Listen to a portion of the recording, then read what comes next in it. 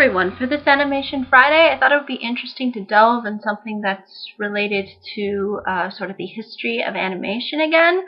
And I thought it would be interesting to discuss the king of probably Japanese animation, or the Walt Disney of Japan, as some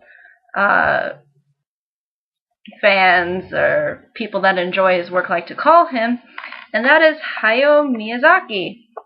So basically, I'm going to sort of highlight the history of Hayao Miyazaki's animation.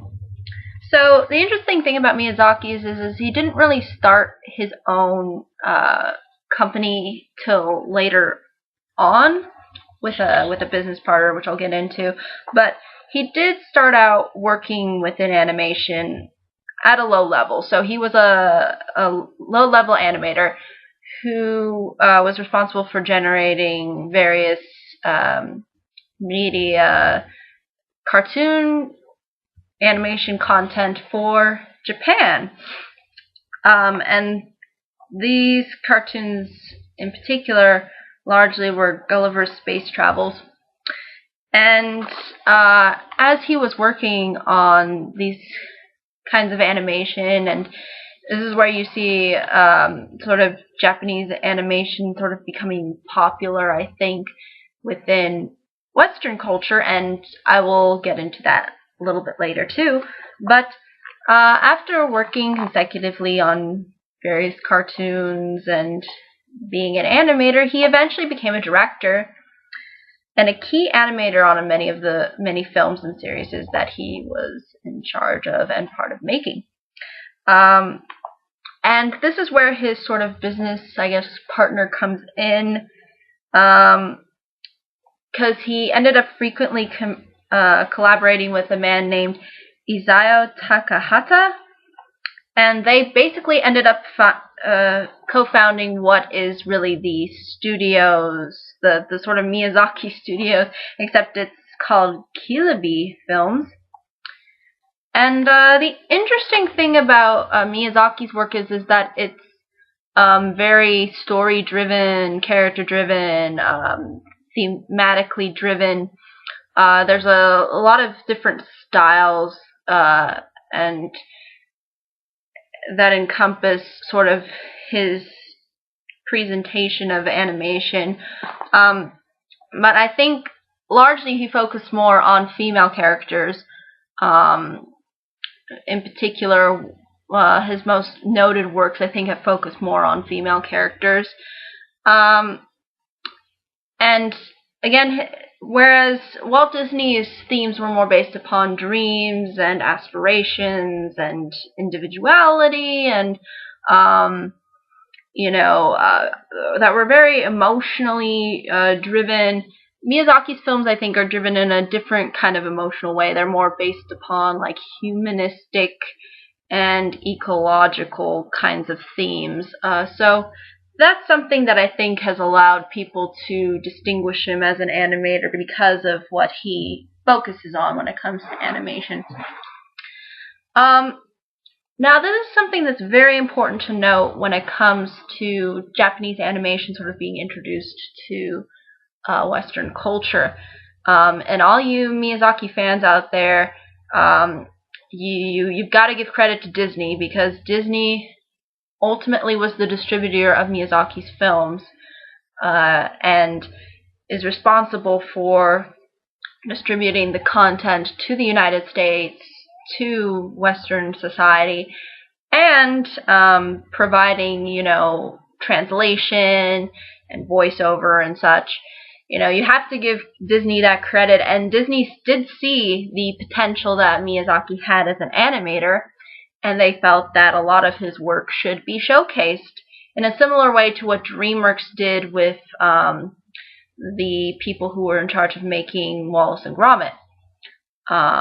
So, again, Disney was a big part of not only Miyazaki's animation being showcased, but I think Japanese animation in general. I think this is really what was the first start of the U.S. sort of being exposed, and Western culture in general, being exposed to more oriental styles of animation and of the kinds of cultural frameworks that these stories and characters sort of focus on. And had not it been for Disney, it probably wouldn't have been distributed to the U.S. and have gotten that exposure that it did. And I think that's really definitely worth noting because, again, it's you might consider Miyazaki a competitor maybe of Walt Disney Films, but they did really collaborate together to ultimately have his work showcased. So that's, I think, really a significant thing to understand.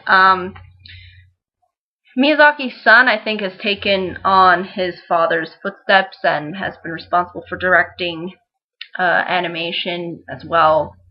And I think he directed from Up on Poppy Hill, which I think came out a couple of years ago. And basically, that's really, in a nutshell, the most important things when it comes to Hayao Miyazaki's animation.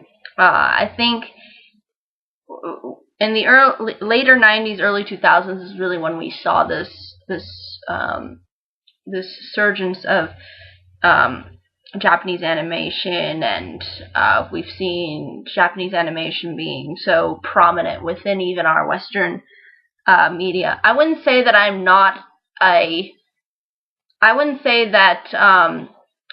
that a lot of the work within Japanese animation appeals to me, but I do have a high appreciation for it.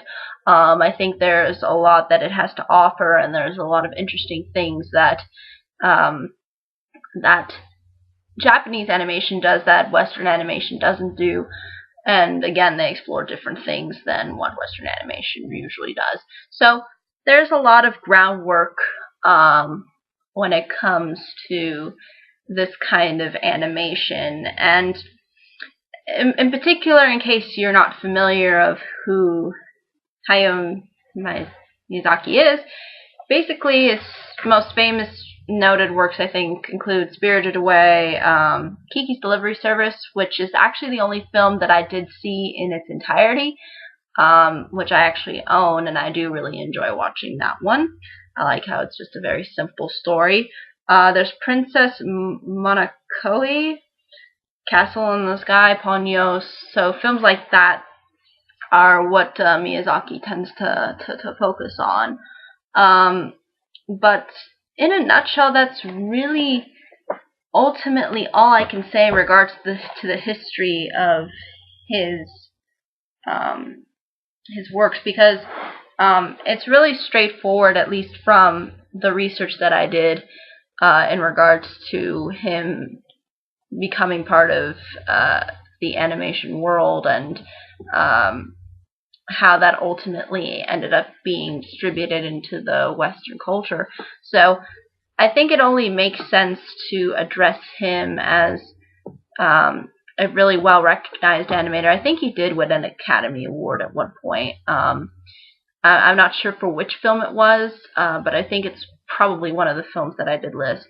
And he seems to be, I think, present in a lot of people's thoughts when it comes to animation and what animation offers as a medium.